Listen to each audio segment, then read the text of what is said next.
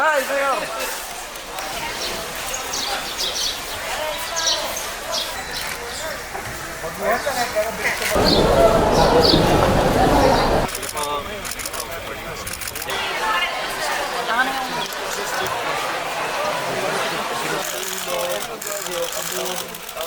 Mr. President, may regalo ako sa iyo.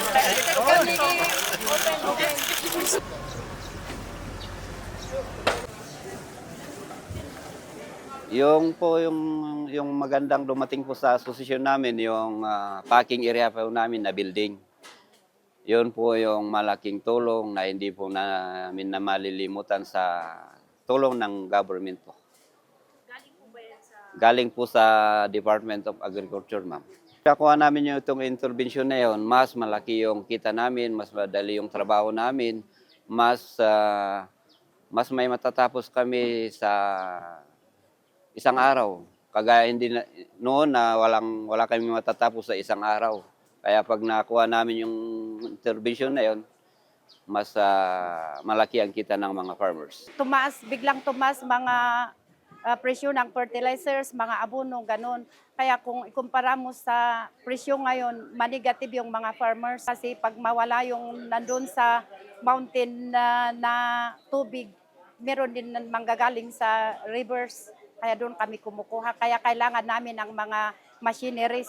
Pag ganitong parang El Nino na ngayon, wala na kaming makukuha sa bundok.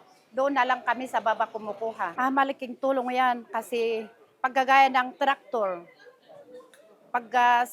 nung dati, kailangan mo ng 5 tao. Ngayon, maski 2 na lang ang magtrabaho, pwede na yun. Kasi mas madali. Ang malaking tulong yan kasi pagka bibili pa kami ulit, wala na naman kaming pambili. Kung yung maibigay ninyo sa amin, yun na lang pagkasyahin namin. Oo, sa pagtatrabaho, nalis yung mga gastos sa mga bayad sa mga tao na magtatrabaho. Kasi pag manual ang gagawin nila, mag-grab ho na lang, kailangan may 10. Pero ngayon, kailangan may 3 lang, pwede na. Sa kita rin, mas madadagdagan kasi mas malawak ang matatrabaho. Sa Department of Agriculture, maraming salamat sa inyo kasi lagi nyo kaming ginagabayan ng mga magsasaka. Kay mahal nating Pangulo, sana patuloy-tuloy, sana na gabayan ninyo yung mga farmer.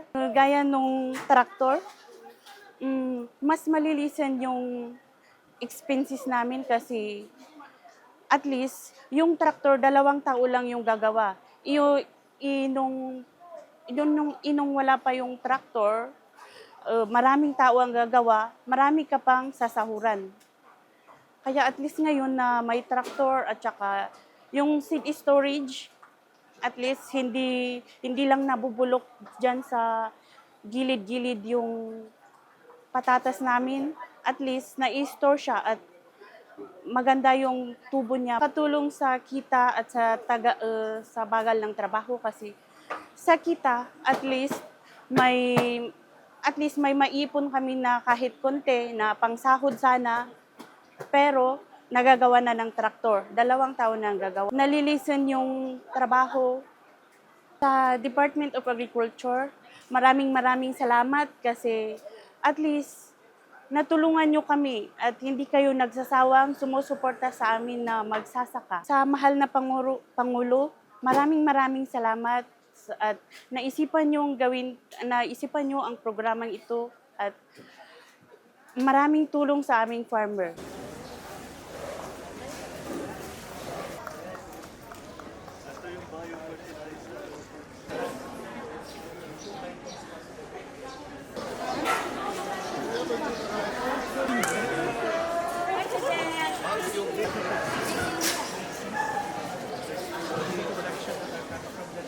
Dahil sa pagtaas ng presyo ng diesel ay hindi na binababa ang mga gulay na galing dito sa mountain province, dito sa mga mountainous areas.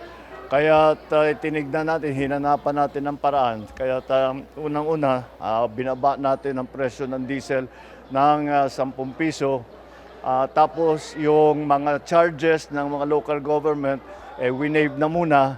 Tapos tinanggal na rin natin ang toll fee sa para sa mga truck na bumababa. Patuloy naman ang ating mga initiative kung meron pa. Kaya mabuti at nakausap ko yung mga iba na nagtitinda rito para yung kanilang mga suggestion kung ano sa palagay nilang kailangan pang gawin. Kaya patuloy ang aming pag-aaral at patuloy ang aming pag-monitor para tiyakin na lahat ay makakaramdam ng tulong ng pamahalaan ngayon sa dinadaan natin na problema at sa krisis na naging bunga ng giyera sa Middle East.